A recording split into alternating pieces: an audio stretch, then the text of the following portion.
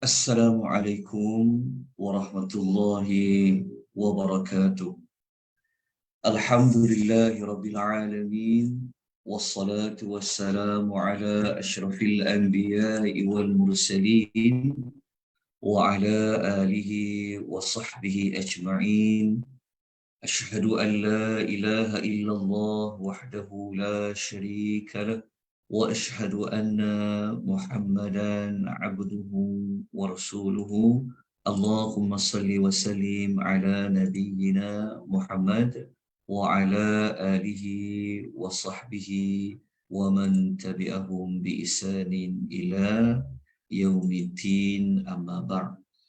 Tuan-tuan dan puan-puan yang Allah rahmati lagi Allah kasih sekalian, alhamdulillah pada malam ini walaupun kita mulakan terlewat lebih kurang dalam 10 minit, namun begitu rasa syukur kita yang tidak terhingga kepada Allah Subhanahu Wa Taala. Allah memberikan kita ruang, peluang dengan rahmatnya, hidayah taufik daripada Allah, kita dapat menyambung pembelajaran, pengisian, tadabbur dalam bentuk sinopsis 30 juzuk, yang mana kita pada malam ini akan memasuki juzuk yang ke-16. Moga-moga tuan-tuan dan puan-puan telah pun menerima nota, yang mana tuan-tuan boleh dapatkan nota di dalam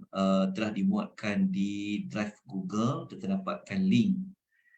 Jika ada mana-mana yang belum lagi dapat ataupun tuan-tuan tak tahu bagaimana nak mencari nota-nota tersebut, nak dapatkan rakaman, tuan-tuan boleh berhubung dengan saya ataupun berhubung dengan Puan Nuriza ataupun boleh berhubung dengan Puan Syahira untuk dapatkan apa maklumat yang tuan-tuan perlukan. Jadi kalau ada rakan-rakan tuan-tuan yang pernah mengikuti di FB page Malaysian Tadabbur Academy, sila tinggalkan maklumat anda untuk kami berhubung dengan tuan-tuan dan puan-puan supaya kita nak pastikan semua yang mengikuti dapat merujuk kembali, ada notanya dan sebagainya. Moga-moga dapat belajar dengan lancar. Baik tuan-tuan, kita teruskan dengan juzuk yang ke-16. Baik, sebelum tu saya nak buat confirmation sekejap. Suara saya boleh dengar dengan baik tak? Saya putus-putus ke? Jelas Ustaz. Okey, jelas, alhamdulillah. Ya, sebab saya berada di kampung, saya balik ke kampung. Waktu yang agak terlewat sikit malam ni. Okey, ala kulli hal, alhamdulillah. Baik, kita terus pergi kepada juzuk yang ke-16. Alhamdulillah. Baik, juzuk yang ke-16 ni kita sedia maklum mengandungi 3 surah. Cabaran kita malam ni juzuk 16 ni dia ada 3 surah. Okey, surah yang pertama adalah separuh daripada suratul Kahfi, ayat 75 sampai 110. Surah Maryam ke semua sekali 98 ayat. Begitu juga dengan surah Taha, keseluruhan surah Taha juga berada pada juzuk yang ke-16. Baik. Muka surat, surah-surah yang telah pun kita sebutkan, tuan-tuan boleh lihat seperti yang dipaparkan, seperti yang tercatat pada nota yang tuan-tuan rujuk. Bermula juzuk ke-16 ni, dia bermula pada muka surat 302 sehinggalah muka surat 321. Baik, kita lanjutkan dengan segmen bagi ayat-ayat dalam suratul Kahfi. Tapi sebelum tu saya seperti kebiasaan, kita tengok dahulu kombinasi antara pembuka juzuk 16 dengan penutup juzuk yang ke-16. Okey, maklumat ringkas saja. Kita sedia maklum pada juzuk yang ke-16 ini kita mengambil ayat 75 dalam suratul Kahfi. Okay. Dalam ayat suratul Kahfi ini, ia dimulakan kaitan dengan kisah Nabi Allah Musa alaihi salam yang pergi belajar dengan Nabi Allah Khadir. Dan kalau kita tengok dekat ayat 75 tu adalah pesanan Nabi Allah Khadir kepada Musa supaya kena banyak bersabar, ya, kena ikut perintah, tidak bertanya, tidak bersoal, melainkan setelah mendapat keizinan. Manakala pada ayat 135 surah Taha, Allah perintahkan kepada Nabi SAW supaya Nabi ini bersabar, ya. Nabi bersabar dengan janji-janji Allah, walaupun macam-macam orang-orang musyrikin nak buat kepada Nabi, tetapi Nabi kena menunggu, Nabi kena sabar, teruskan dakwah kerana janji Allah itu adalah benar, pertolongan Allah itu akan sampai kepada Rasulullah SAW. Jadi kalau kita kombinasikan kedua-duanya, ia ada kaitan dengan arahan sebenarnya. Kalau kita belajar pada hari yang sebelumnya, kita mengetahui tentang kehendak Allah. Tapi pada kali ini pula adalah ada kaitan, iaitu kaitannya dengan arahan Allah Subhanahu wa Ta'ala. Sebab Nabi Allah Khadir, dia bukan mengambil tindakan, ya, apa yang Nabi Musa rasa macam tak sabar dengan tindakan Nabi Allah Khadir itu sebenarnya adalah arahan Allah, kehendak dari Allah untuk melakukan perbuatan satu, perbuatan dua, perbuatan tiga. Begitulah pada Nabi Muhammad SAW juga ada kaitan dengan arahan supaya sabar dalam meneruskan dakwah. Kita terus kepada segmen juzuk ke-16 bagi suratul Kahfi. Okey. Suratul Kahfi juzuk yang ke-16 ni kita mulakan dengan ayat yang ke-75. Okey, kalau ayat 75 dalam mushaf, tuan-tuan boleh temukan pada muka surat 302. Okey. Kita menggunakan pendekatan segmen-segmen ayatnya dengan membentangkan kita membentangkan tentang kisah-kisah ataupun kita kata fitnah-fitnah, ujian-ujian yang ada di dalam suratul Kahfi. Okay, kalau pada juzuk yang ke-15, kita dah melalui ujian pada agama, iaitu Ashabul Kahfi. Kita telah lalui ujian pada harta, pemilik dua kebun. Kita telah melalui ujian ketaatan yang Allah kenakan kepada Iblis supaya sujud kepada Adam, dan juga ujian ilmu pengetahuan, iaitu pada kisah Nabi Musa bertemu dengan Nabi Allah Khadir. Tetapi bukan kesemua ayat kisah Nabi Musa mengembara mencari ilmu itu berada pada juzuk yang ke-15. Tetapi sebahagian daripadanya ia berada pada juzuk yang ke-16, seperti kita sebut tadi bermula ayat nombor 75. Okay. Jadi juzuk yang ke-16 ini juga melibatkan kisah Nabi Allah Musa bertemu dengan Nabi Allah Khadir. Okay.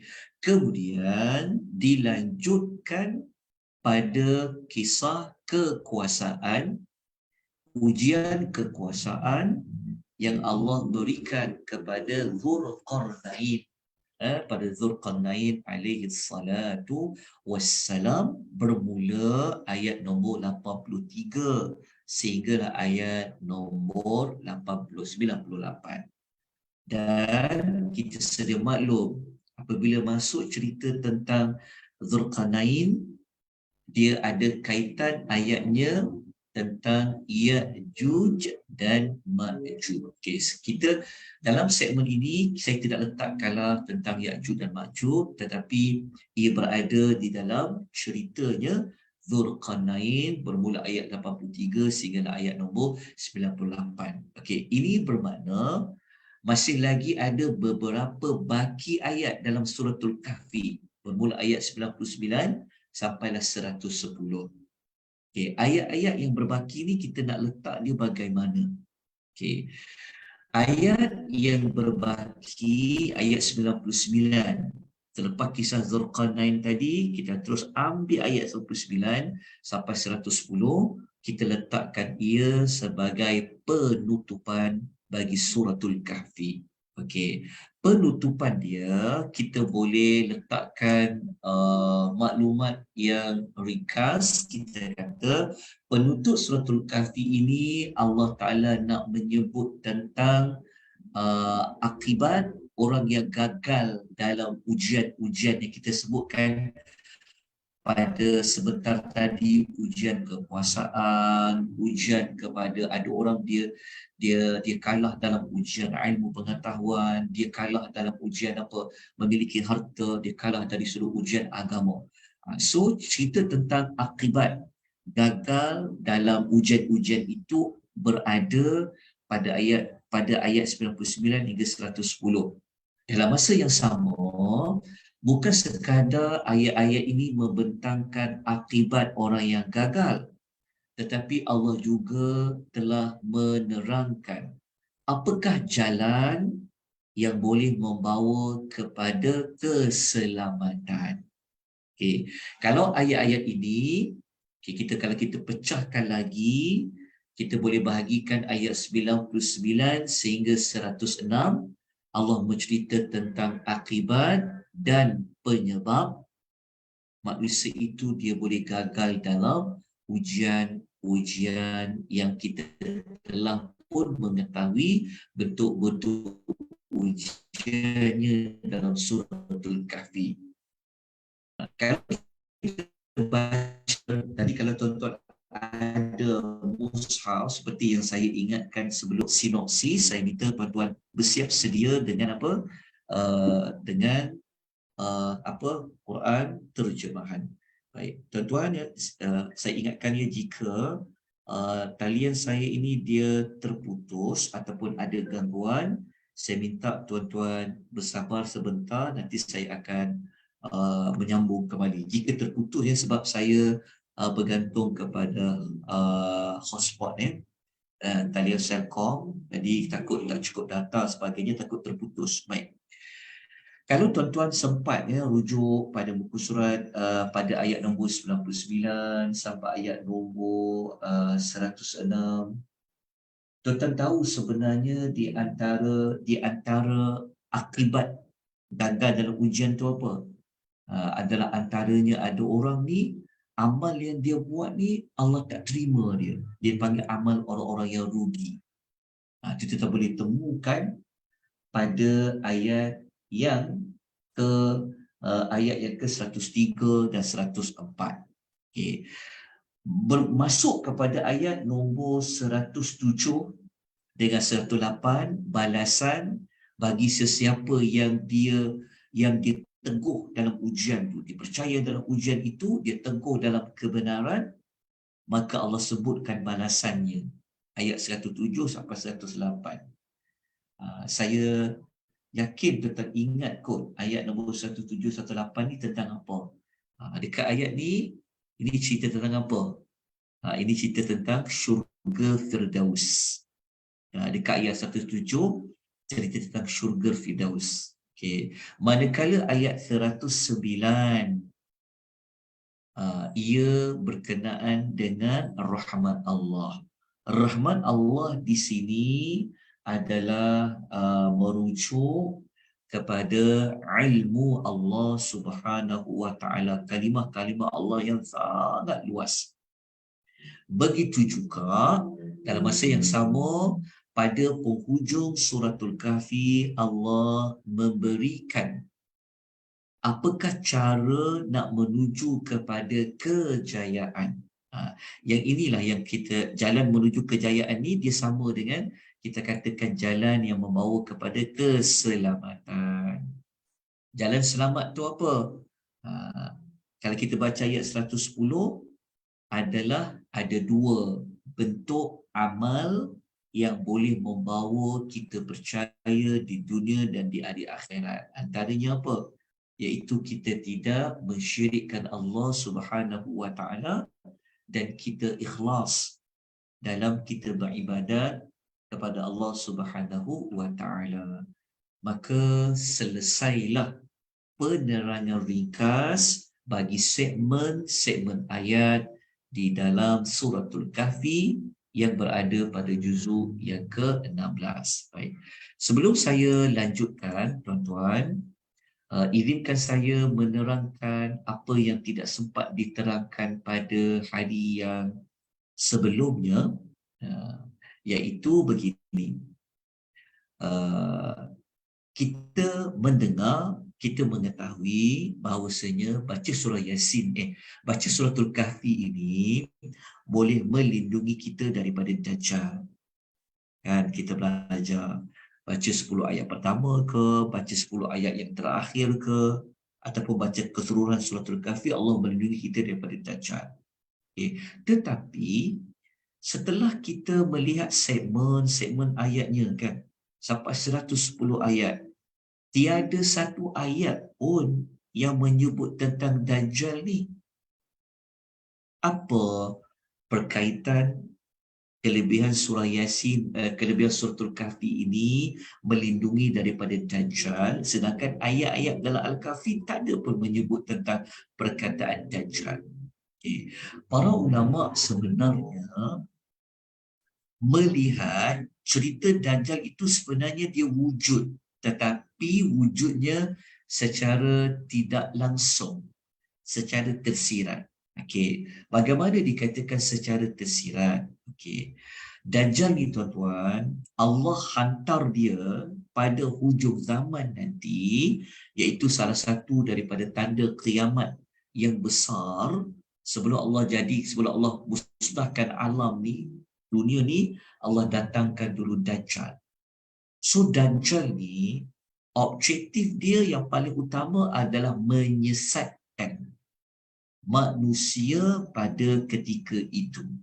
Maka cerita manusia yang tersesat, cerita manusia yang imannya akan goyah, kan dulu beriman, tiba-tiba Dajjal datang, terus mengaku Dajjal itu Tuhan, terus jadi tak beriman. Okey, cerita itu sebenarnya ada kaitan tentang penghuni gua.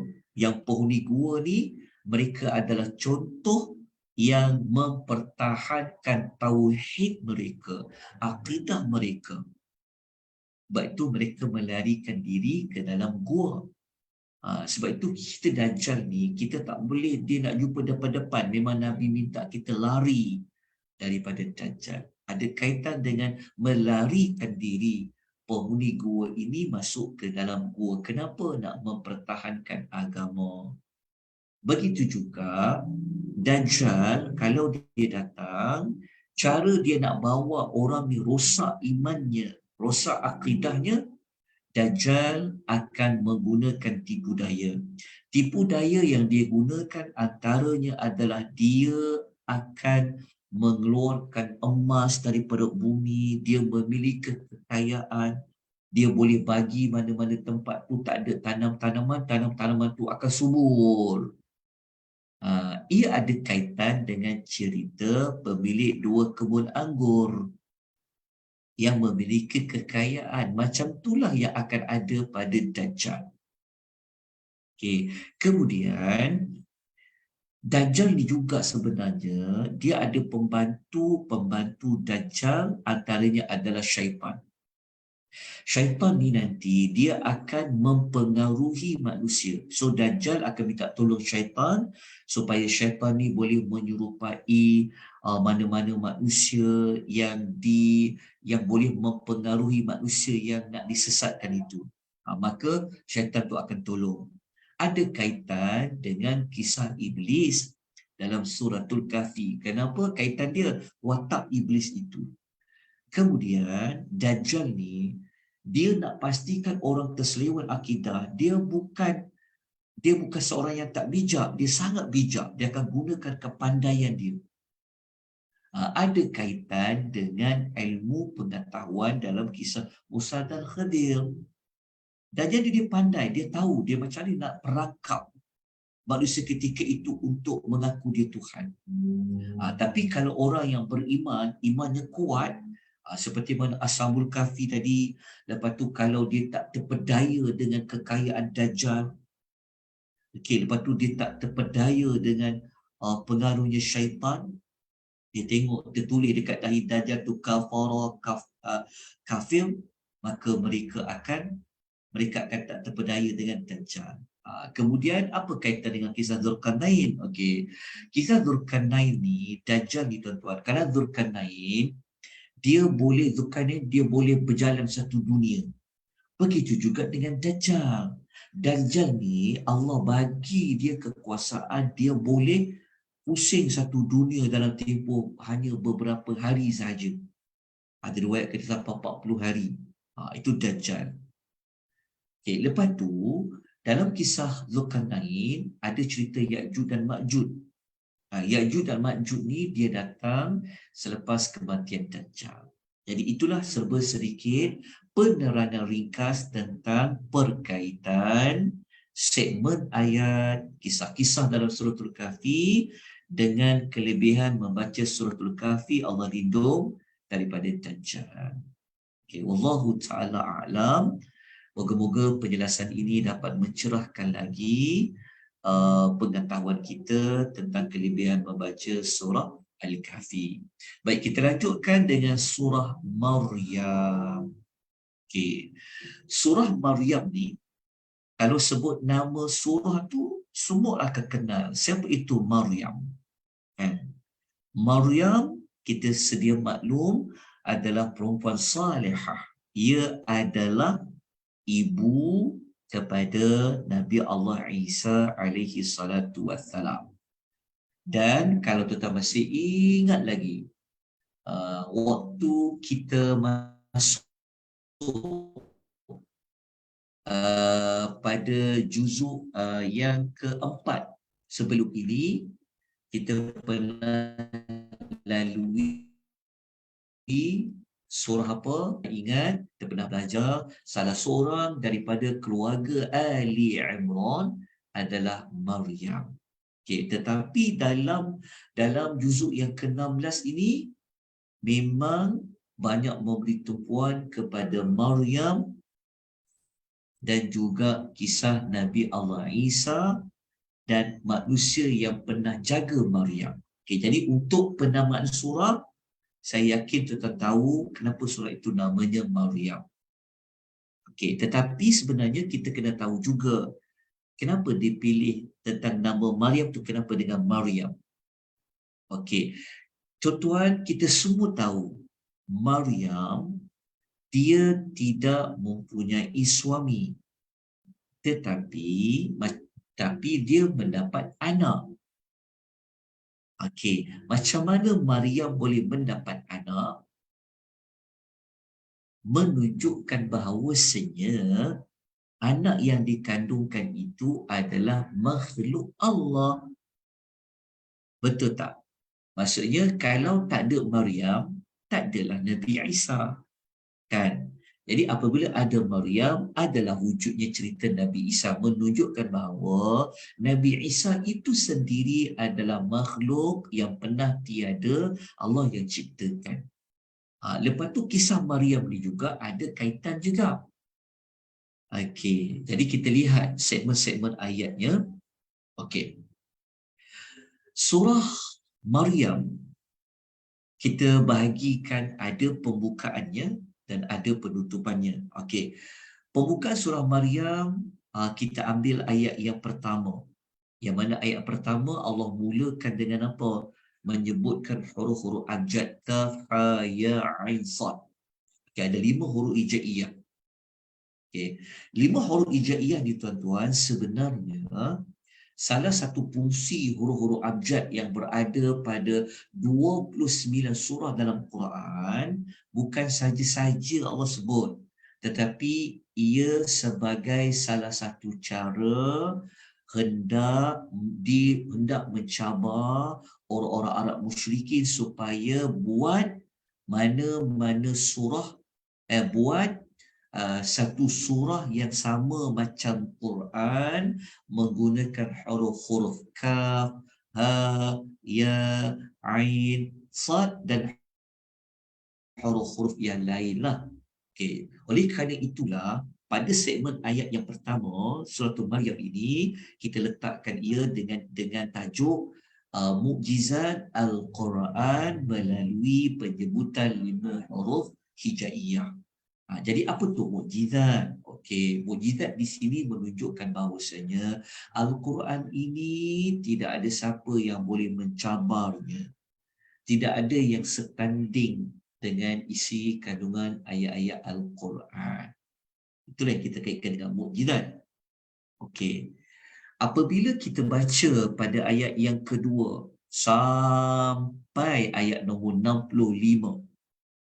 Ayat kedua panjang tu sampai 65, kita jadikan ia pada bahagian yang pertama. Kandungan yang pertama adalah tentang rahmat Allah. Okey, tentang rahmat Allah terhadap kisah para nabi, dan juga rahmat Allah itu ada dikaitkan dengan orang yang beriman. Okey, kenapa kita letakkan dekat ayat nombor 2 sampai 26 ni rahmat? Kenapa ada pemilihan perkataan rahmat? Kerana kalau tuan-tuan lihat ayat yang kedua, tuan-tuan akan menemukan Allah menyebut tentang rahmatnya. A'udzubillahi minasyaitanir rajim. Zikru rahmati rabbika. Kita akan jumpa ayat rahmati rabbika, iaitu limpahan rahmat Tuhanmu. Jadi ayat 2 ni depan dia tentang rahmat Tuhan. Oleh kerana itu kita letakkan bahagian satu ni dengan topik dia apa? Rahmat Allah. Rahmat Allah yang Allah kurniakan kepada siapa? Para nabi dan orang beriman. Okay, ayat 2 sampai 65. Okay, nampak ayat ni macam terlalu panjang kan? 2 sampai 65. Mungkin nanti akan ada yang bertanya, siapa para nabi tu? Okay, dalam nota ni saya senaraikan sebagai contohnya. Okay, kita akan jumpa tentang Nabi Zakaria dan Nabi Yahya, ayat yang kedua sampai ke-15. Okey, apa rahmat Allah kepada Nabi Zakaria? Kita kan sedia maklum Nabi Zakaria dialah yang jaga Maryam. Okey. Dan Nabi Zakaria ni teringin nak anak. Jadi akhirnya Allah kabulkan doanya, dia dapat anak namanya Yahya. Itulah rahmat Allah yang Allah beri kepada Nabi Zakaria dan juga Nabi Yahya. Kalau kita nak tahu apa rahmat Allah kepada Nabi Yahya, maka kena tengoklah dalam senarai ayat ni 2 sampai 15. Kalau tuan-tuan nak tengok kisah tentang Nabi Yahya ni, dia bermula pada ayat yang ke-12. Rahmat Allah ni, Allah bagi dia kitab, Allah bagi dia kepandaian ketika dia masih lagi kanak-kanak. Kita boleh rujuk buku surat 306. Baik. Kemudian Allah bawa pula kisah Maryam alaihi salam dan kisah anaknya Nabi Isa alaihi salatu wassalam, bermula ayat nombor 16 sampai ayat nombor 40. Okey, apa rahmat Allah kepada Maryam? Maryam mempunyai anak yang saleh, anak yang jadi rasul walaupun tanpa ada suami, hanya dengan kalimah kun fayakun. Jadi kalau kita nak tahu kisah Maryam ni, bagaimana perjalanan daripada dia tidak hamil kepada menghamilkan Nabi Isa, kemudian melahirkan Nabi Isa, kita kena tengok pada ayat 16 sampai 40. Okey, saya letakkan ringkas saja, ya, fasa macam mana mula-mula Maryam itu didatangi oleh Jibril, sampailah dia melahirkan Nabi Isa, dia dukung Nabi Isa bawa kembali pulang ke rumahnya. Jadi ayat yang saya sebut 16 sampai 40 ni saya pecahkan, kita boleh bahagikan, pecahkan dia kepada 3 fasa. Kalau ayat 16 sampai 22, macam mana malaikat Jibril datang jumpa kepada Maryam. Dan ayat 24 sampai 26, akhirnya Maryam ini dia melahirkan Nabi Isa. Lepas tu bawalah kembali Nabi Isa balik ke kampungnya. Itu ayat nombor 26 sampai 33. Ini kalau kita buat pecahan lah daripada ayat 16 sampai 40. Sebab itu saya sering katakan, sering ingatkan untuk tahu lebih lanjut segmen-segmen ayat tu memang kita kena baca keseluruhan ayat. Okay. Kemudian setelah kisah Maryam dengan Nabi Isa, Allah bawa pula kisah Nabi Ibrahim dan macam mana dakwahnya kepada bapanya, bermula ayat nombor 41 sehingga ayat yang ke-50. Ya, tuan-tuan akan jumpa kisah Nabi Ibrahim. Akhirnya Nabi Ibrahim berhijrah, meninggalkan ayahnya, meninggalkan kaumnya.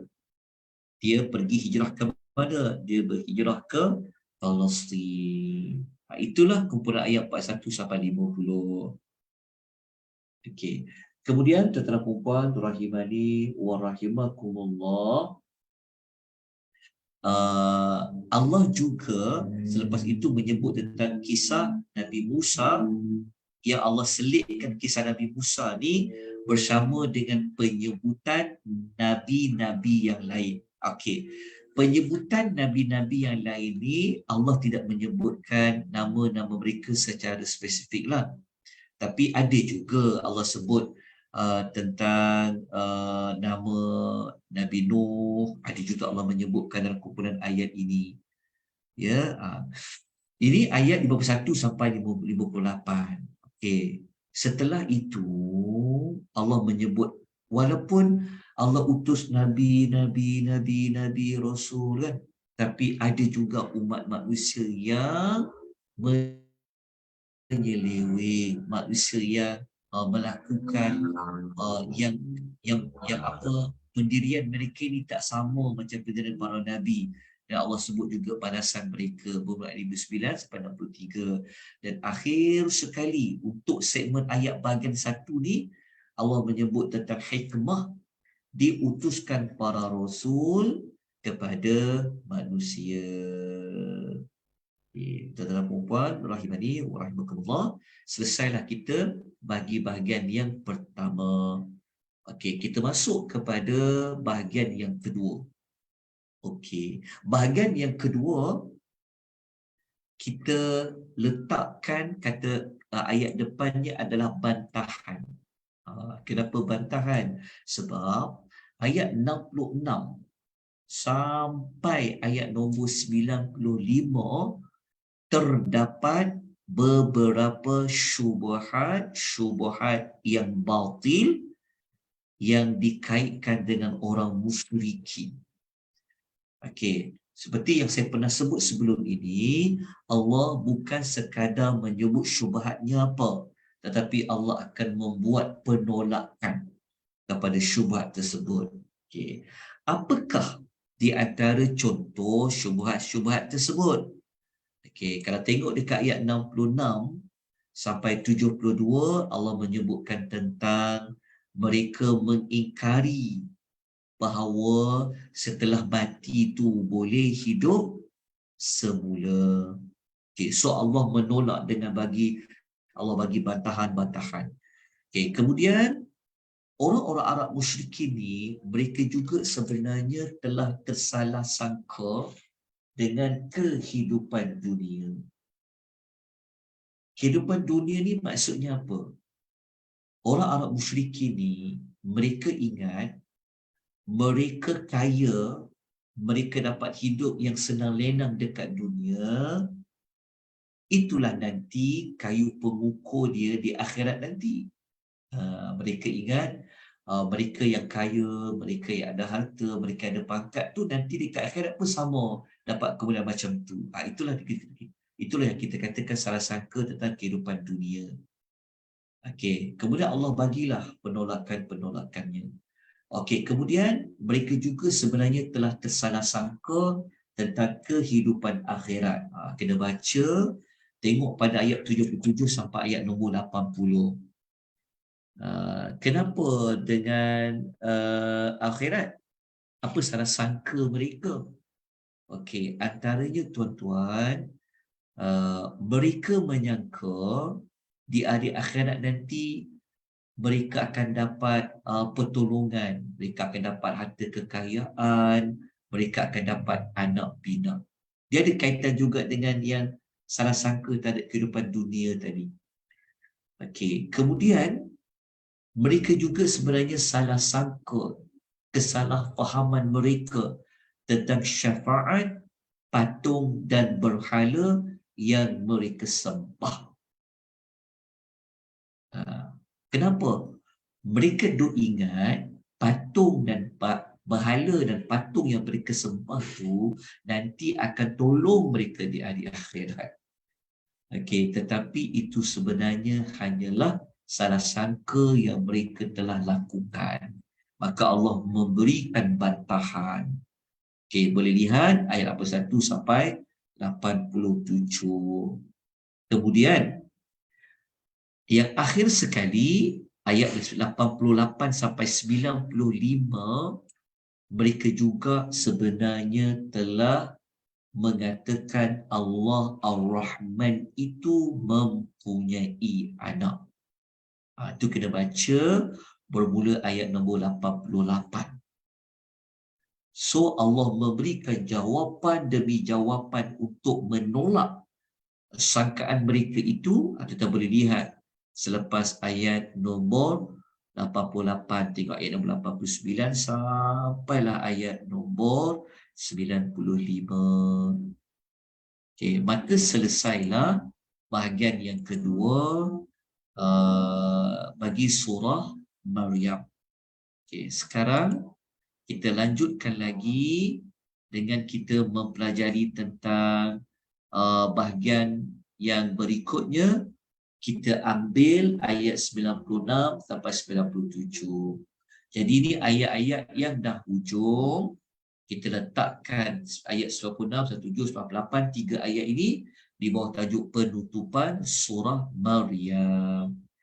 Penutupan surah Maryam ini Allah menutup ia dengan menyebutkan rahmatnya yang Allah beri kepada orang yang beriman. Orang yang buat amal saleh, orang yang beriman ini Allah bagi rahmat apa? Dapat limpahan nikmat kasih sayang. Itu kena tengok pada ayat nombor 96. Kalau tuan-tuan tengok ayat nombor 97, sama jugalah. Ada kaitan dengan balasan Allah kepada orang yang beriman.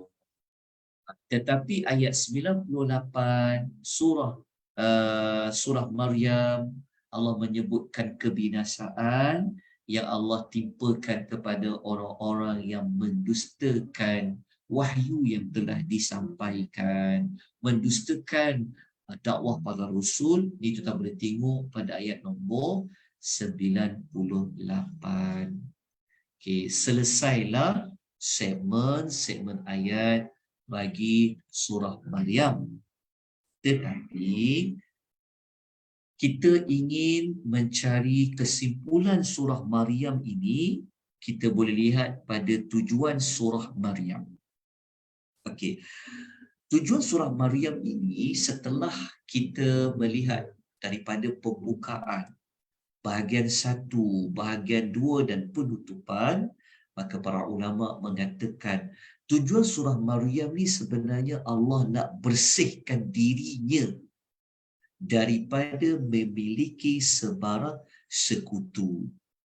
Maksudnya dalam surah Maryam ni sebenarnya adalah surah yang Allah nak mentauhidkan diri, Allah Ta'ala nak membersihkan dirinya, menyucikan dirinya daripada segala perkara-perkara yang tak layak diperkatakan tentang Allah. Ingat tak tadi mereka mengingkari hari kebangkitan, betul tak? Sedangkan mereka tersalah faham. Hari kebangkitan ni sangat mudah je bagi Allah. Sebab itu Surah Maryam mensucikan Allah, maksudnya mensucikan Allah daripada sifat lemah, daripada sifat kurang. Kemudian juga surah Maryam, surah yang nak menyucikan Allah. Allah tu sebenarnya dia tidak ada isteri. Dan dia juga tidak ada anak. Sebab tadi ada orang salah sangka mengatakan Allah ni ada anak. Begitu juga Allah Ta'ala nak bagi tahu apa yang berlaku kepada para nabi itu. Zakaria dapat anak, Maryam boleh dapat anak itu. Semua itu sebenarnya kerana Allah lah yang buat semua tu. Kerana dialah yang pencipta, dialah pengurnia, pengunia rahmat, pengunia anak, dan Allah lah yang berkuasa. Okay. Apa kaitan dengan nama surah Maryam? Kita sedia tahu bahawa ada kumpulan agama yang mengatakan bahawa Maryam tu salah satu daripada 3 Tuhan, kan, Trinity. Tetapi kalau dia baca surah Maryam ini, menunjukkan Maryam ni bukan Tuhan. Tak layak pun Maryam ni sebagai Tuhan. Sebab apa? Sebab Maryam ini, dia apa? Dia dijaga oleh Nabi Zakaria. Allah yang bagi Maryam itu makan. Betul tak? Kalau Maryam ni Tuhan, dia tak perlulah nak sampai nak kena mengandungkan Nabi Isa. Dia boleh ciptalah anak tu terus. Tapi menunjukkan apa? Maryam ini makhluk, Allah yang ciptakan. Nabi Isa itu Allah yang ciptakan. Allah yang kurniakan anak kepada Zakaria. Allah kurniakan anak kepada Maryam. Itulah kesimpulan daripada segmen-segmen bagi keseluruhan surah Maryam. Inilah tujuan surah Maryam. Okay, dah selesai surah Maryam. Mari kita lanjutkan dengan surah Taha. Okay, sekejap tuan-puan ya. Bagi saya waktu masih sekejap. Sekejap.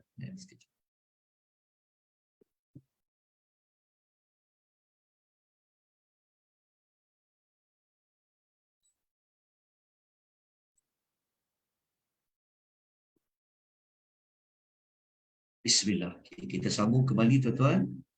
Boleh saya teruskan lagi tuan-tuan? Boleh, Ustaz. Boleh, Ustaz. Alhamdulillah. Okey. Kita lanjutkan dengan surah Taha. Okey, surah Taha, maafkan saya tertinggal maklumat yang penting bagi surah Maryam ni. Okey. Untuk menguatkan lagi tujuan surah Maryam ni, mari kita lihat ciri-ciri keunikan surah Maryam ni, ayat-ayat surah Maryam ini. Antaranya surah yang paling banyak ia menyebut tentang nama Ar-Rahman. Nama Ar-Rahman paling banyak Allah menyebut dalam surah Maryam. Ada 16 kali. Ada 16 kali. Kita kan tahu Ar-Rahman ni merujuk kepada rahmat Allah yang melimpah-limpah. Sebab itu kita katakan tadi pada bahagian yang pertama, iaitu tentang rahmat. Tutup pun cerita tentang rahmat. Okey, 16 kali di mana kita boleh jumpa pada ayat-ayat yang telah pun disenaraikan. Ayat yang ke-18, ayat yang ke ini pasal Ar-Rahman ya. Ni bukan sebut tentang, ni tentang nama Ar-Rahman tu. Kalau sebut nama Rahmat ada pada ayat nombor 2. Tapi ni sebut tentang nama Ar-Rahman, ayat nombor 18. Cuba tak? Cuba tentang semak ayat nombor 18. Tengok dekat mushaf seperti mana yang kita minta supaya buka mushaf. Kita akan jumpa doa, ucapan Nabi, ucapan Maryam kan. Ketika malaikat nak datang dekat dia, dia kata apa? Dia kata qalat inni a'udzu birrahman. Dia berkata Rahman. Nanti tengok ya keseluruhan 16 44. Kalau ada saya tertinggal ataupun saya tersilap, tolong maklumkan. tentang nama Ar-Rahman. Jadi kan, kalau kita tanya, kalau kita ambil masa sekejap, fikir sejenak, kita amati, mengapa nak menyebut nama Ar-Rahman tu banyak kali dalam surah Maryam? Sebab apa? Nak menunjukkan apa? Nak menunjukkan bahawa itulah maknanya kisah Nabi Zakaria yang dapat anak tu kan, itulah limpah nikmat Allah. Kisah Maryam, kisah Nabi Isa, kisah Nabi Yahya itu. Jadi sebenarnya penyebutan Ar-Rahman di sini nak menunjukkan bahawa semua tu Allah yang buat. Allah yang kurniakan anak, Allah nyatakan dialah yang buat. Okey. Jadi kita teruskan dengan maklumat berikutnya. Okey. Surah yang paling banyak menggunakan perkataan wahaba, iaitu yang telah mengurniakan. Ada 5 kali. Surah yang paling banyak menyebut dia telah mengurniakan. Ia berada dalam surah Maryam. Okey, 5 kali di mana? Ayat yang kelima. Kalau kita baca ayat yang kelima, kita akan jumpa kisah Nabi Zakaria kan, yang dia doa kepada Allah, fahabli.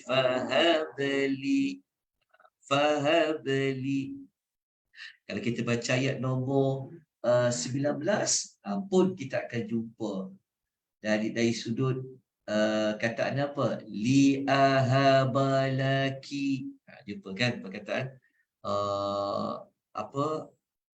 perkataan Allah telah memberinya, telah dikurniakan.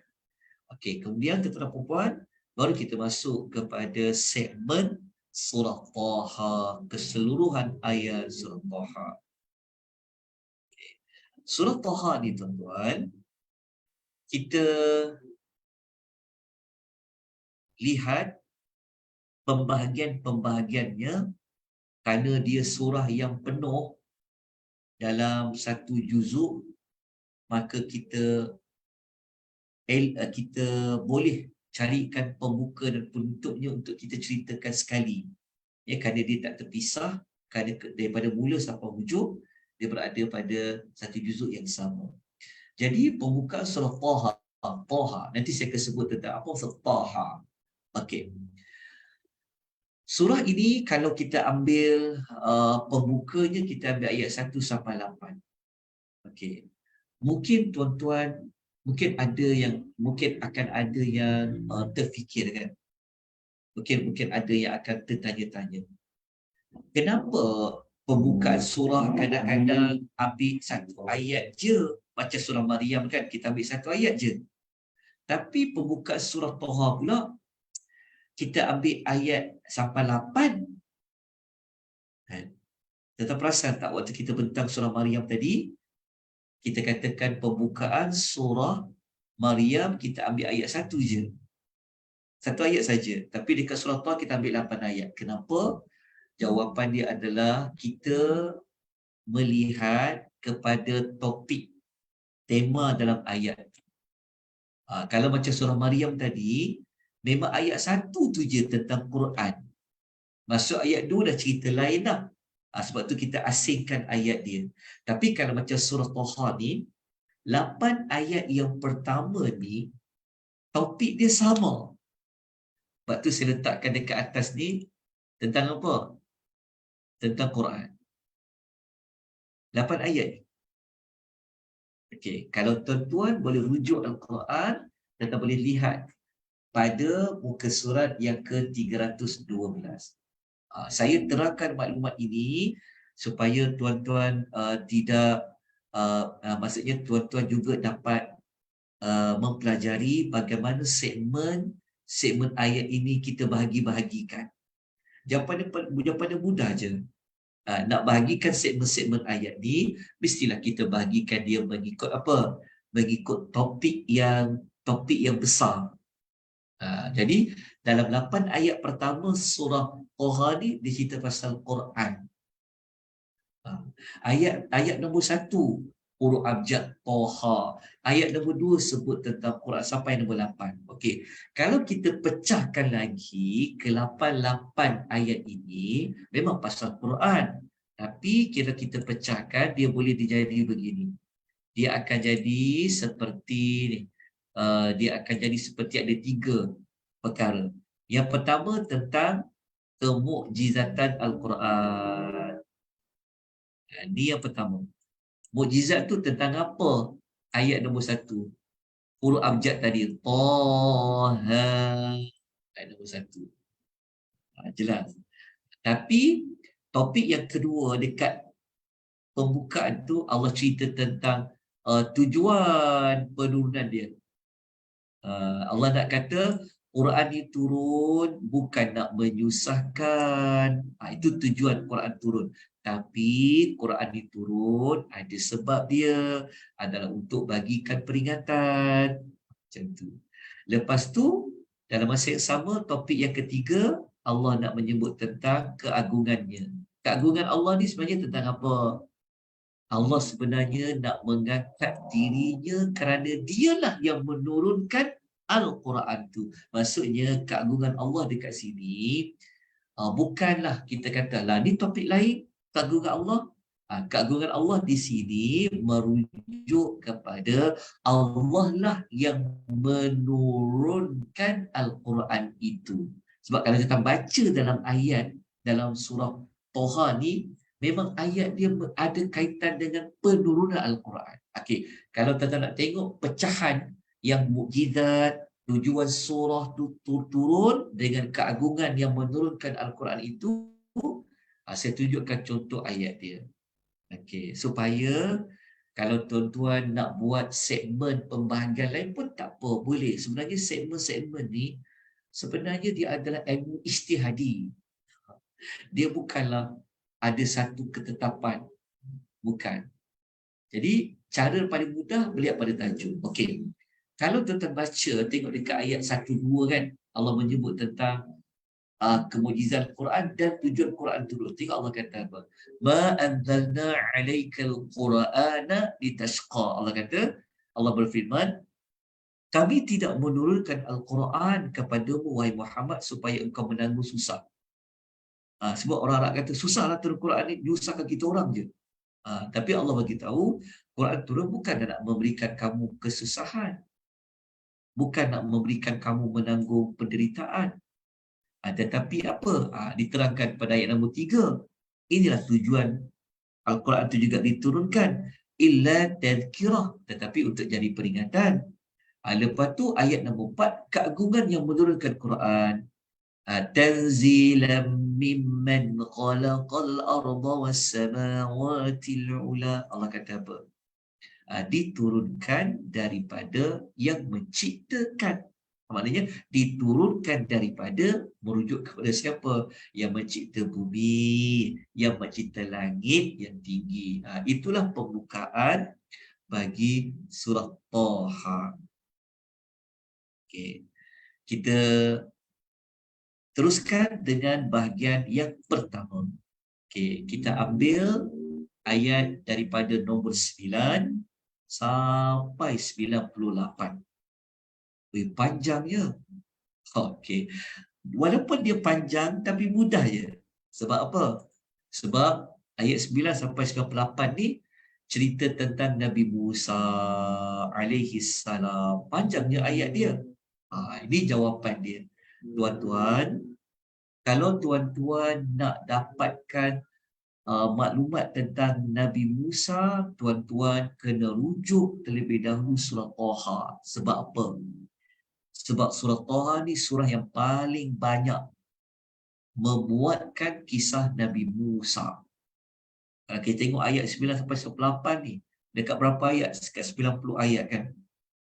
Kisah Nabi Musa bersama dengan Firaun, bersama dengan Bani Israel.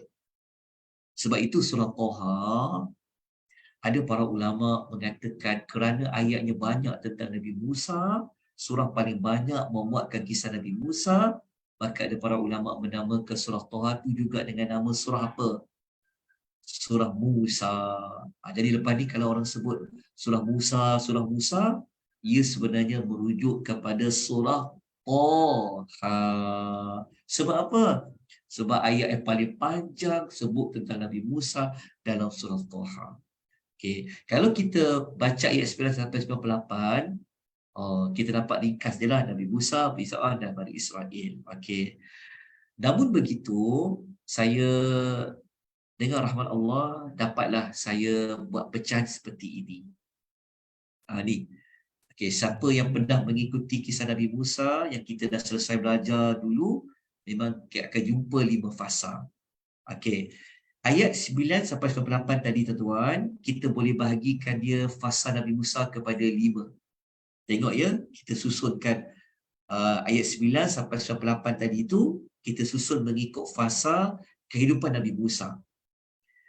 Kalau kita tengok fasa pertama, Nabi Musa ni daripada cerita dia lahir, dia dewasa sampai dia jadi Rasul. Ni kita boleh lihat pada ayat 9 sampai 41. Ayat 9 sampai 41 surah Taha. Okey, fasa kehidupan Nabi Musa yang kedua,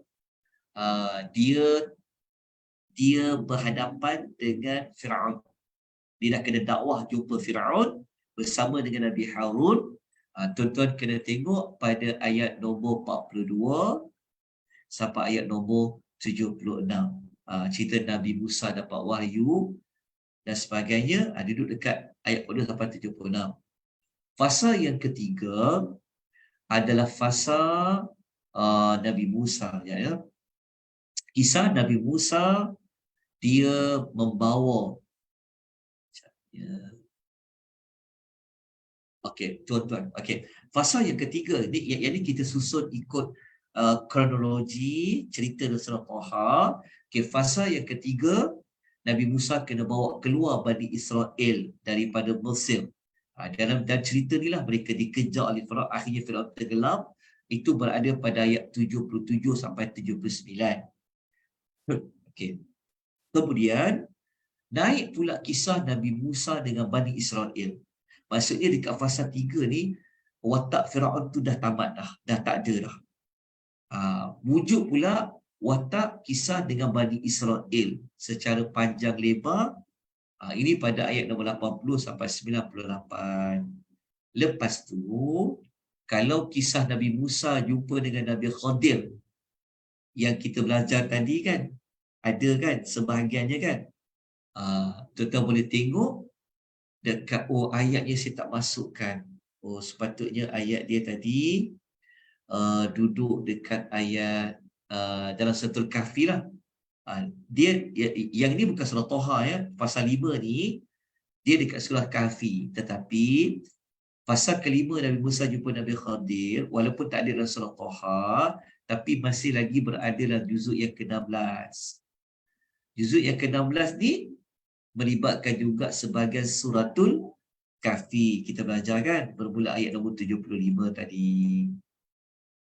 Okey, jadi itulah serba ringkas kisah Nabi Allah Musa. Dia jumpa Firaun, dia berada dengan Bani Israel. Kalau kita tengok susunan ni betul lah kan. Lepas 41 pergi 42 kan. Lepas tu lepas 76 pergi 77. Lepas 79 pergi 80. Begitulah kesinambungan daripada satu segmen kepada satu segmen yang lain. Okay, wallahu ta'ala alam. Kita dah selesai untuk ayat yang ke-98. Jadi kita terus kepada ayat yang berikutnya 99 sampai 114. Okey. Ayat 99 sampai 114 ni tuan-tuan, sebenarnya Allah Ta'ala nak menyebutkan tentang apa? Tentang ni, macam ni. Kisah Nabi Musa ni sebenarnya Allah nak jadikan ia sebagai apa? Sebagai teladan. Kisah Firaun sebagai teladan. Kisah Bani Israel sebagai teladan. Okey.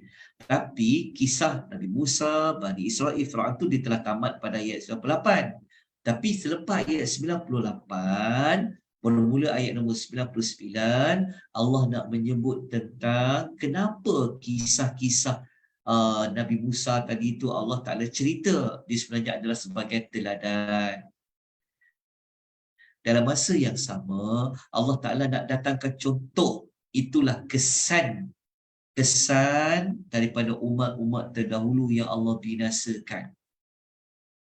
Okay. Dalam masa yang sama, dekat tajuk kesan ni, merujuk juga kepada maksud, walaupun kisah-kisah tu Nabi SAW boleh cerita, walaupun Nabi tak hidup zaman Nabi Musa, tapi Nabi boleh cerita daripada kecil tu, kan sampai jumpa Nabi Khadir tu, macam mana Nabi cerita, maknanya menunjukkan Nabi ni dapat wahyu. Apabila Nabi dapat wahyu, Nabi boleh cerita detail tu, menunjukkan bahawa Nabi ini adalah seorang Rasul. Tetapi masih ada manusia yang tidak mahu menerima kerasulan Nabi. So apa kesan dia? Kita kena baca pada kumpulan ayat tu. Okay, antaranya mereka tetap berpaling tadah, kan? Dan akhirnya mereka menanggung dosa mereka di hari akhirat. Okay, dalam masa yang sama, dia bukan sekadar habis tajuk itu, tetapi Allah ada menyebutkan juga tentang bagaimana kekuatan hujah Al-Quranul Karim. Yang ini, tuan-tuan dan puan, kena lihat bermula pada ayat nombor 113 tentang Al-Quranul Karim yang dijadikan sebagai hujah. Okay, dah selesai pada ayat 19 sampai 14. Allah datangkan juga kisah umat terdahulu, tapi ini kisah tentang Nabi Adam. Kenapa kita asingkan kisah Nabi Adam bermula ayat nombor 115? Kerana sangat sesuai, sebab kisah Nabi Adam ni kita tak jumpakan umat dia siapa. Kan? Jadi kalau kita letak kisah Nabi Adam dekat bahagian kedua ni, jadi macam agak tidak serasi lah. Kan? Sebab tu kisah-kisah umat-umat yang terdahulu tu. Tapi kisah Nabi Adam ni dia tak ada umat yang khas. Tetapi kisah Nabi Adam ini ayatnya pun banyak cerita tentang Nabi Adam. Tapi bukan kisah Nabi Adam saja.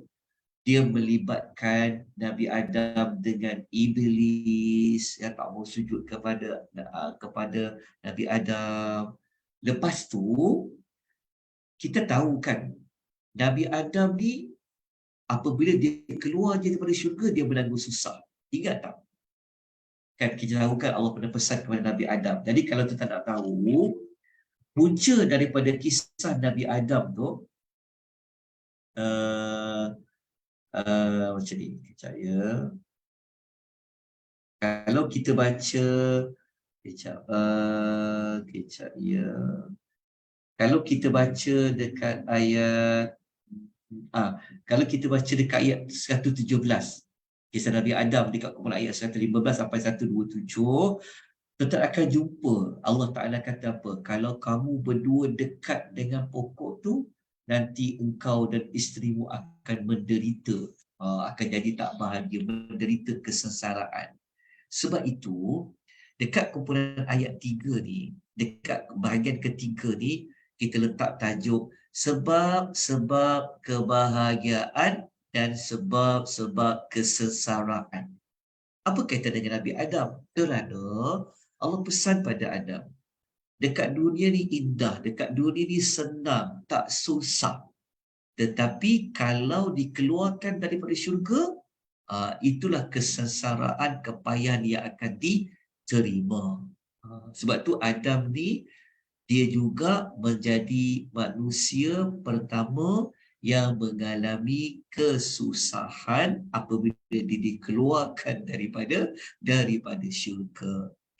Okey, kalau tuan-tuan perasan, ayat yang mula-mula tentang surah Al-Kahfi ni Allah sebut tentang apa? Surah Taha ni, tujuan Quran tadi, kan Allah katakan Quran turun bukan untuk litashqa, untuk memberi kesengsaraan, kan? Ada kaitan dengan kisah Adam kalau keluar dari syurga, Adam akan mendapat kesengsaraan. Okay, ayat 115 sampai 127.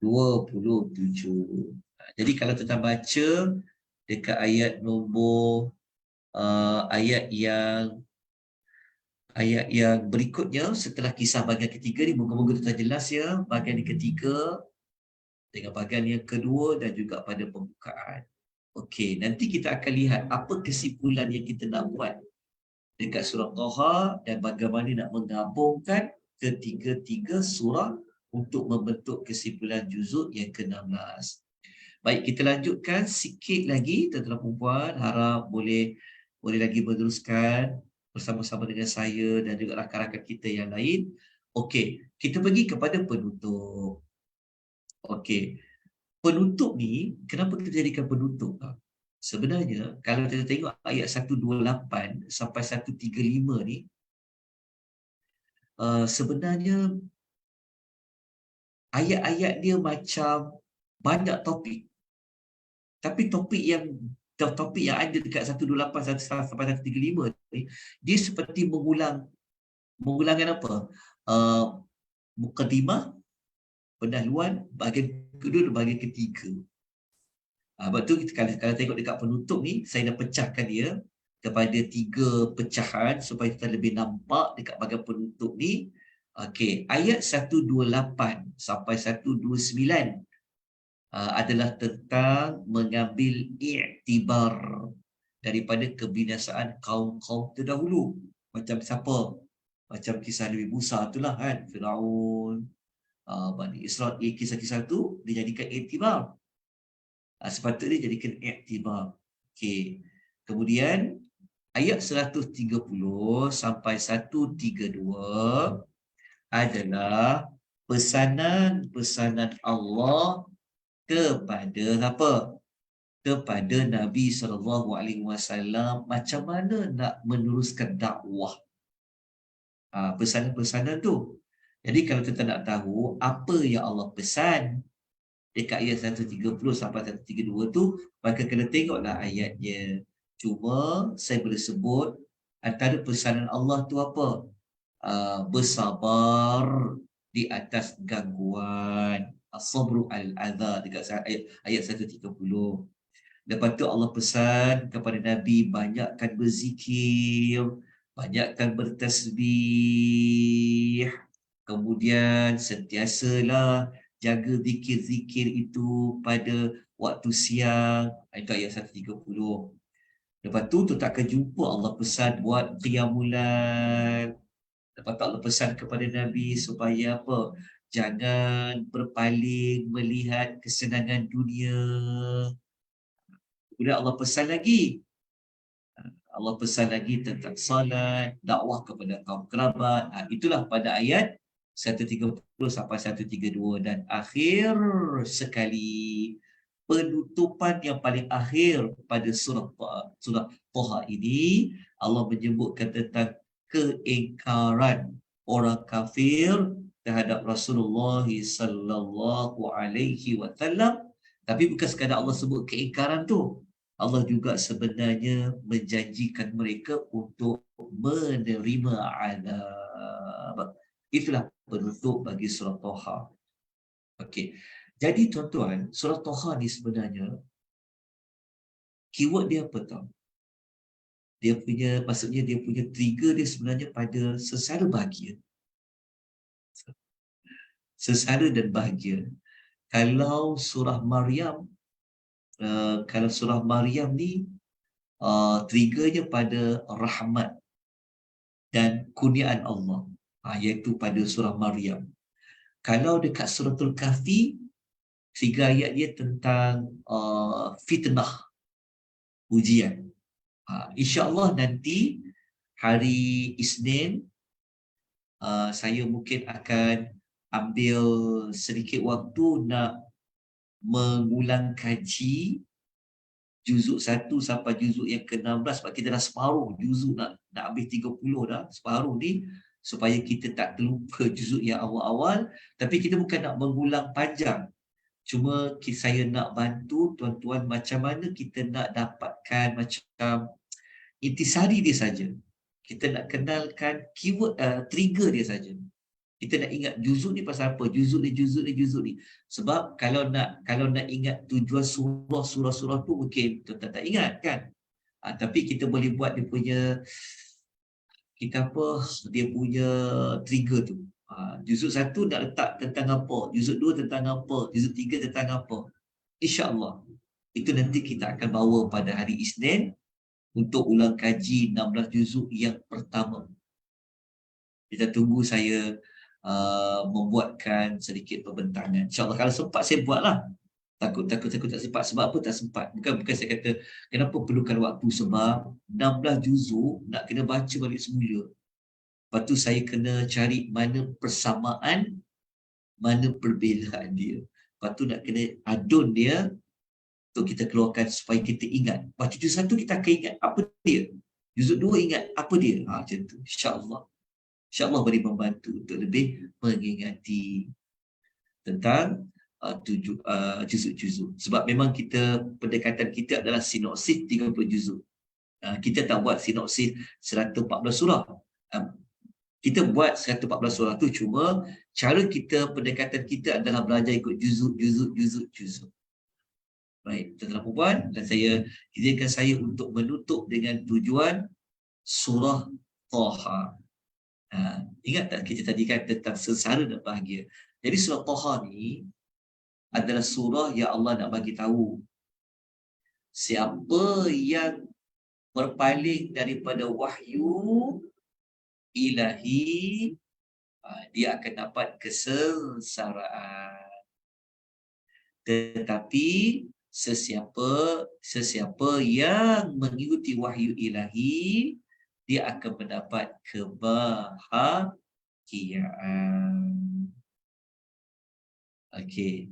Nak lebih menguatkan lagi tujuan bagi surah Taha ini, tengok ada tak maklumat lanjut? Oh, dah tak ada lah. Okey. Bagi surah Taha. Tapi keyword dia senang je, tuan-tuan puan. Bahagia, macam ni. Keyword dia, bahagia, sengsara, wahyu ilahi. Itulah surah Taha. InsyaAllah nanti kita akan ulang lagi pada hari Isnin yang akan datang. Bagi saya masa sikit dalam 2 hari untuk saya combine-kan ke semua 16 juzuk itu. Idea tu saya dah ada sebenarnya, draft tu dah ada. Sebab macam saya pun terfikir macam mana nak bagi ingat 16 juzuk ni. Dia makin lama nak ke juzuk ni makin mencabar. Tapi tak apa, insya-Allah. Dengan rahmat Allah, Allah bagi jalan kepada kita. Dengan syarat kita usaha, ada azam, minta bantuan dari Allah Azza wa Jalla. Tuan-tuan, itu saja yang dapat saya sampaikan untuk sesi juzuk yang ke-6 pada malam ini. Ada sebarang persoalan nak dikemukakan atau tuan-tuan dialukan untuk menambahkan lagi maklumat kalau ada. Tuan-tuan nak kongsi apa-apa yang berkaitan dengan pembelajaran kita yang hari ini ke sebelum ke, boleh tanya.